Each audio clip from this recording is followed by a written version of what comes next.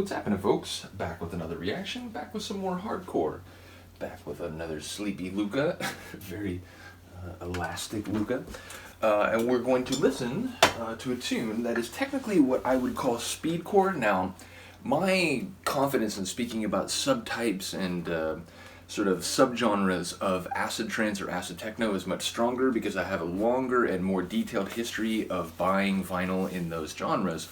Hardcore I've listened to and enjoyed going way back to like 96, 97, but I didn't really start buying it until maybe 2015 and especially after 2017.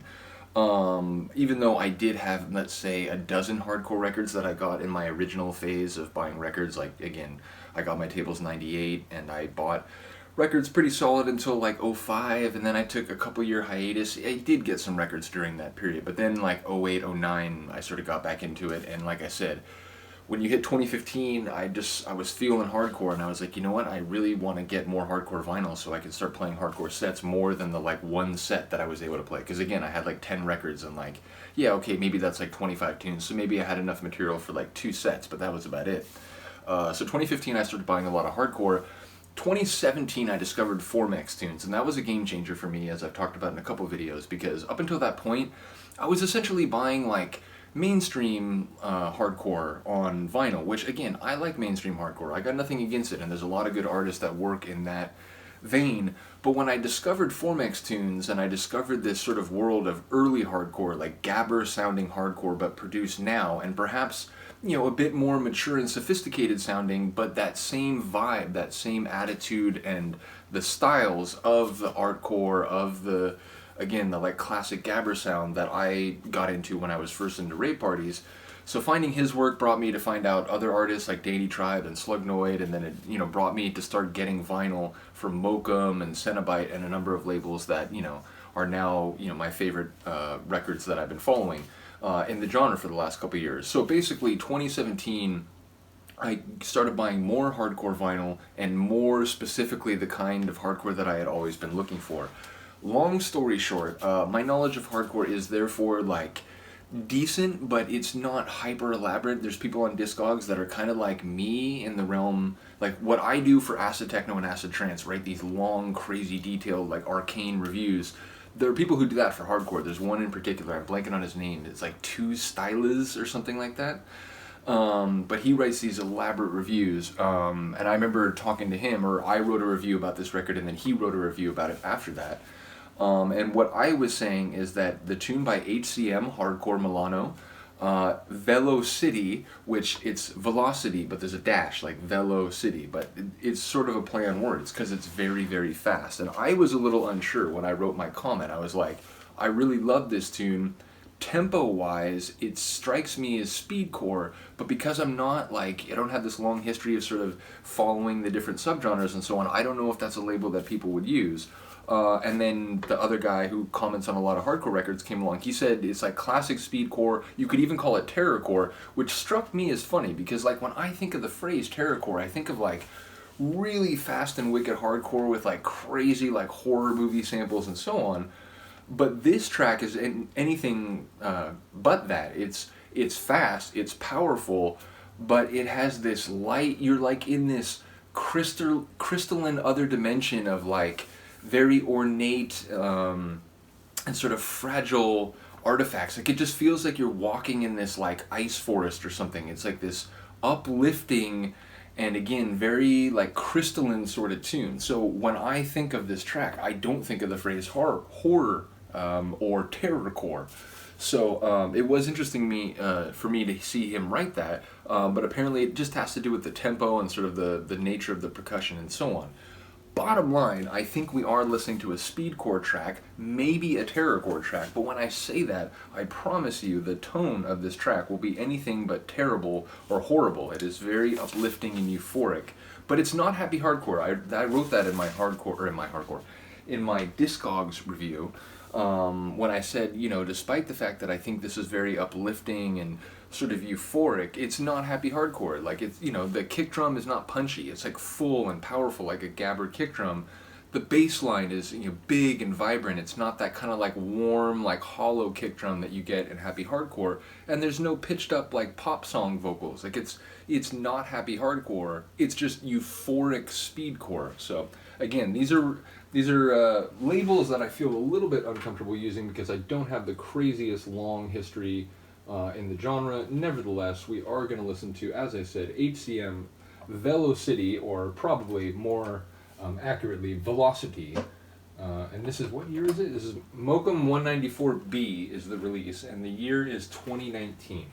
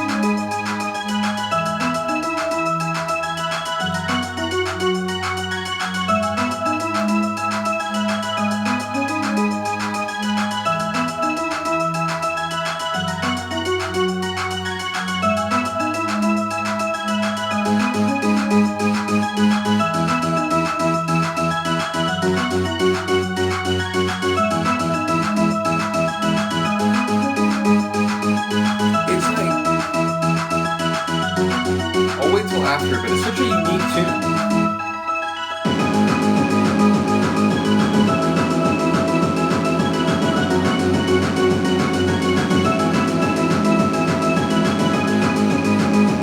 Makes me think of the 90s. It feels very nostalgic.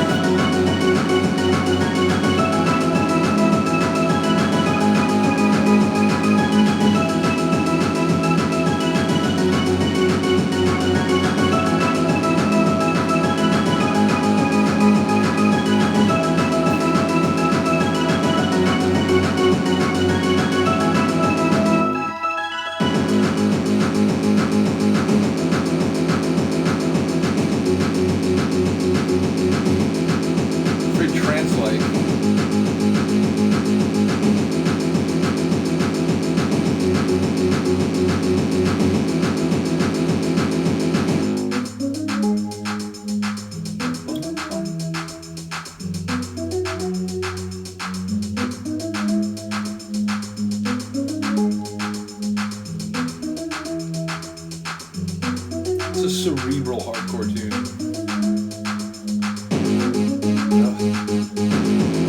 Got some bite though.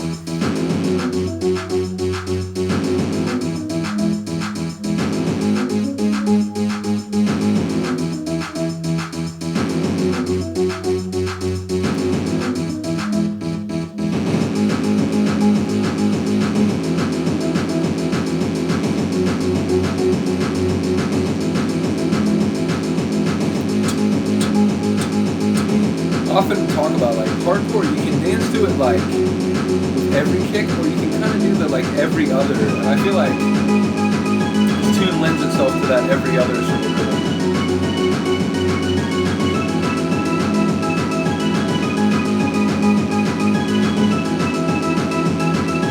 Such an uplifting melodic layer.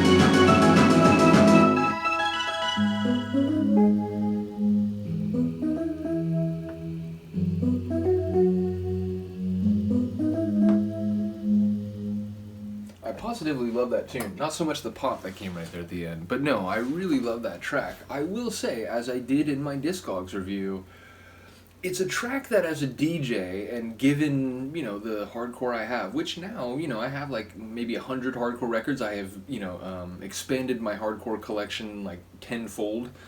I think it's actually a little more than that. Either way, I have now some different varieties of hardcore. Again, the last like week or so I played a few different varieties, including a happy hardcore track, which I think I have maybe like 2 or 3 of those kind of tracks. But the point is, I have a much more expanded collection now, and yet I'm struggling to think of a handful of tracks that would go with that track very clearly and easily, meaning it's not a tune you'd mix if you wanted to play like really marauding, kind of wicked, you know, like fist in the air, scowl on the face sort of hardcore set.